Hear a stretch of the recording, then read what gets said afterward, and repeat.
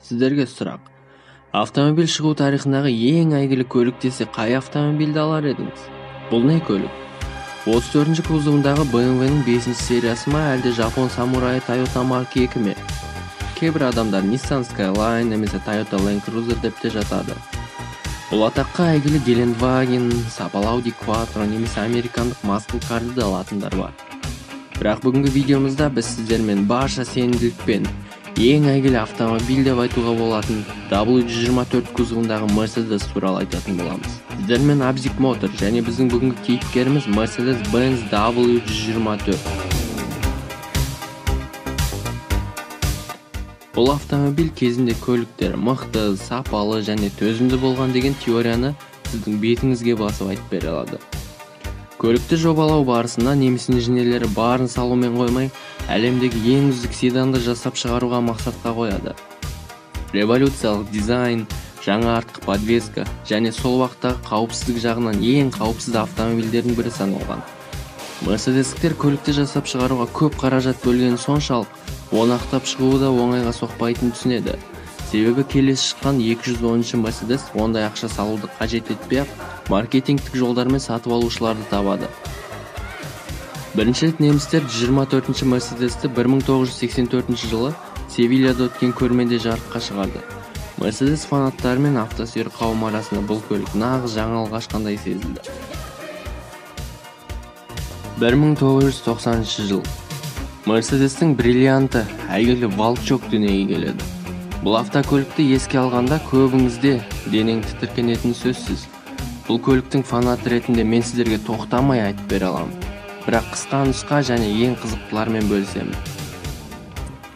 Бұл жыртқыш Porsche инженерлерімен бірлесе отырып жасалған жұмыс нәтижесі деп айтылады. 5 литрлі 326 жылқының күшін беретін қозғалтқыш 2 тонналық көлікті орнынан 100 шақырымға дейін небәрі 6 секундта оқтай шығатын. Автомобиль шанағы ең алдымен Mercedes зауытында жиналады.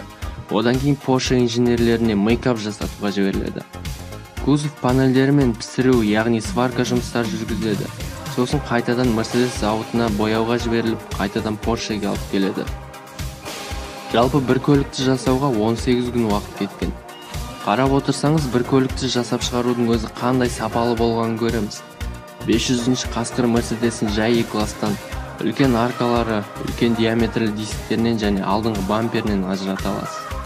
Бұл жыртқыш кәдімгі 2 Mercedes-пен бірдей, тіпті S500 Кабан Mercedes-тен де қымбат бағада сатылымға түсті. Және 34-ші кузовтағы BMW M5-тен 20%-ға қымбатырақ болатын.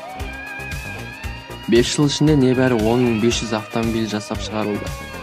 Қазіргі таңда E500 Mercedes-ін табу қиынға соғады. Орташа жағдайдағы бұл сұлудың бағасы 4-5 миллион теңгеден басталады.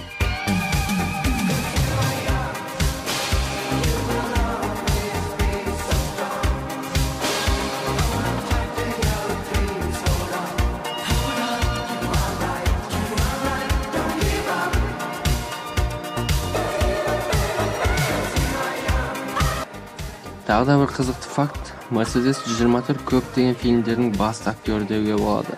Соның қатарында әйгілі француз Люк Бессонның такси фильмін аламыз. Неміс ұрылары банк тонау барысында әйгілі 2 Волчок E500 автокөліктерін пайдаланады.